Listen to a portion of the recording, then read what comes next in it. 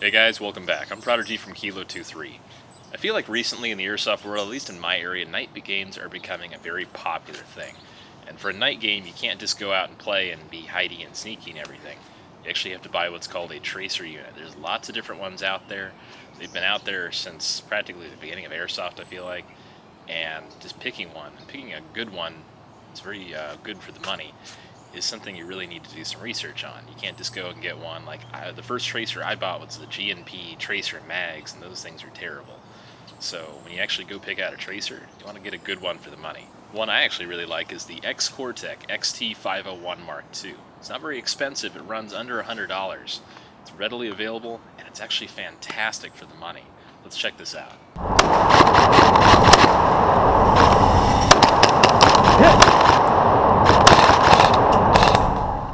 Your tracer is going to come in this little cardboard box. There isn't a whole lot in here. It comes in a little plastic bag, which is this guy, and it's actually got an extra end cap on here because it does have a polymer end cap, just in case for any reason you lose it, gets shot off, whatever. Not a whole lot in here. There is a PDF for instructions online you can pick up. I will have bits and pieces of that in this review so you can actually see how to program and set up your tracer unit. But out of the box, it comes ready to shoot. Just pop some batteries in and you're good to go. The XT501 MK2, it's this guy. It's 156 millimeters long and 37 millimeters wide. So it's kind of one of your short to medium suppressor units, and obviously it looks like a suppressor, so it fits in with all your airsofting gear and whatnot. Very, very basic, not a whole lot on here. It actually says Xcortech XT501 MK2 on the suppressor. It is an aluminum outer construction, so it is metal, so that's definitely a plus. The Xcortech 501 actually has a 14mm negative thread. Now that's going to fit on most of your guns. Probably 85-90% of airsoft guns have a 14mm negative thread. For some reason you have a positive thread, 14mm or 16mm or some kind of odd threading essentially. There are adapters out there you can pick up to make this thing fit, no problem. Now, don't worry, this does have a metal thread lug in here, so it's very durable. It is a plastic housing inside of here, even though it has a aluminum sheath for the suppressor. It takes 4 AAA batteries, so super easy to install. I kind of prefer having AAA batteries over, say, a rechargeable internal battery that's proprietary. That way you don't have to wait 30 or 60 or however many minutes for it to charge up. You've got AAA batteries to stick a few in your pocket, swap them out, and you're good to go. That simple. Now, what really surprised me about this actually was the battery life. This is a big one for me because I hate swapping out batteries or even really having to carry spares with me. AAA is great, no problem. Got boxes of them sitting around. But the fact that this has a 120,000 BB battery life is pretty big. Think about how many bags of ammo that is. Most of your bags of ammo are going to be about 5,000 rounds. So that's 240 bags of ammunition. How much is that going to cost? Say, average of $15 a bag times 240. It's a lot of money you're going to spend before you have to swap out the AAAs in this guy. Now, I feel like I'm a pretty reasonable airsofter. Most of my guns shoot anywhere from 15 to 20 rounds a second at the very most. If I'm really running a little fast, they'll be shooting 25 a second on 11.1 LiPo. This guy is actually rated up to 35 rounds per second consistently. That's a lot of BBs in 1 second. Now let's head inside, sit down at the tech table, and actually check out all the settings and the user interface on this guy. There's a lot of things you can manipulate to suit your style of play and how you want this thing to operate. So let's go check it out. Alright, out of the box, your 501 is going to be set to most likely high power, so as bright as it can go, as well as auto power off. So after 30 minutes, your tracer will automatically power off if nothing is shot through it. Alright, so basic operation of your tracer is very simple. Press the button, it turns on, and every few seconds you'll see a little green blink. Now this will change depending on the power level of your battery. So medium is orange and red is going to be your lowest. You need to change your battery setting. Now once you've got it turned on, settings are very simple. You can just really easily check everything you have. So hold it for 5 seconds. And you want to do a solid 5 seconds. I've done 3 or 4 and it just doesn't seem to do it. So you're in your menu, which is a red blink. So blink 1, you are in mode 1, that's your brightness settings. Press it again, short, 2 blinks. You're in power saving mode, and then press it again, 3 blinks. You're in exit.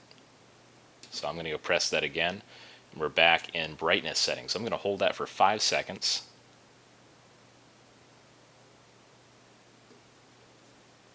And back to green blinks. 1 blink is eco, 2 blink is low, 3 blink is middle, and 4 blink is high. So right now we're getting 4 blinks, 1, 2, 3, 4, and we're on high right now. So if I press a short press for just a second, it goes to 1, that'd be eco, 2 is low, 3 is middle, and 4 is high. Alright, let's go check out how bright each of these settings is. So eco, low, medium, and then high finally.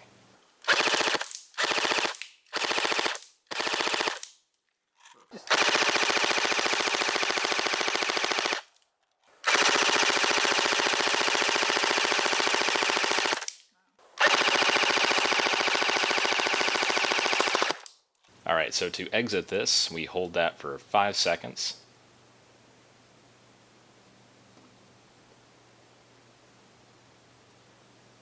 And we're back to our standard operation. So this is shooting through it, and obviously your BB gets lit up. So to get back to the menu, we're going to hold that for another 5 seconds.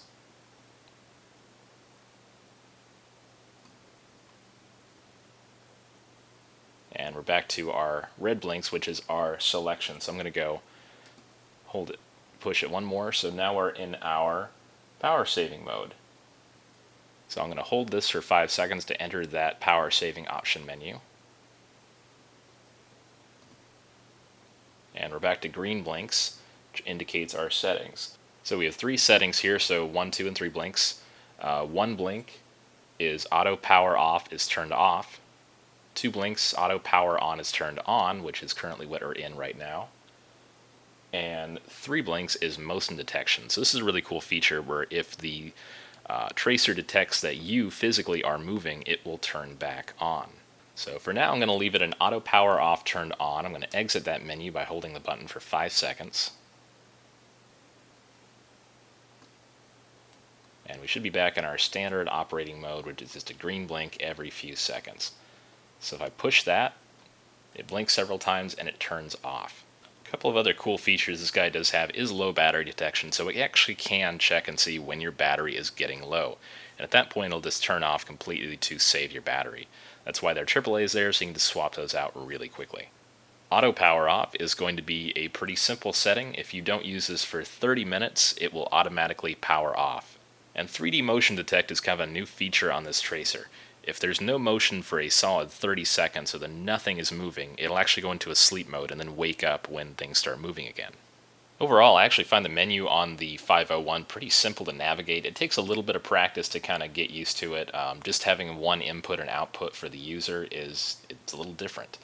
But definitely it's a very simple menu to navigate and really simple to set up, and just out of the box it works great. Auto power off should be probably turned on, and you're already set to the highest power out of the box, so pretty simple.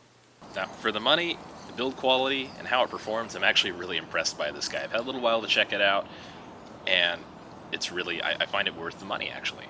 Actually more so, it's actually pretty good value for your money. It's under $100, you're getting a tracer unit that lasts a long time, and it's one of the brightest on the market you can get.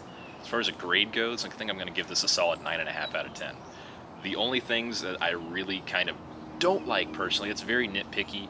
Most people are going to be like, you know what, this is the best tracer on the market. I personally, I wish I wish this were black. I'm just picky like that, because everything on every single gun I have I feel like is black, except a little bit of green of course. But I might paint this, I don't know. Aside from that, there are no markings on it except for the Xcortech logo here, which is fine. And I like it all the same. It works, it's one of the best on the market for the money, and I really can't complain. So, go pick one up. They are on the market right now for about $79.99, depending on where you shop. You might be able to find them on sale too. Thanks for watching, guys. I'm Prodigy from Kilo 23. This is the Xcortech XT501 Mark II. Stay tuned for a tracer comparison. I've got a Tokyo Marui tracer I'm going to be comparing this to, which is kind of like the golden tracer. So, stay tuned for that. We're going to do a direct comparison between this and the golden Tokyo Marui standard. Thanks, guys, and take it easy.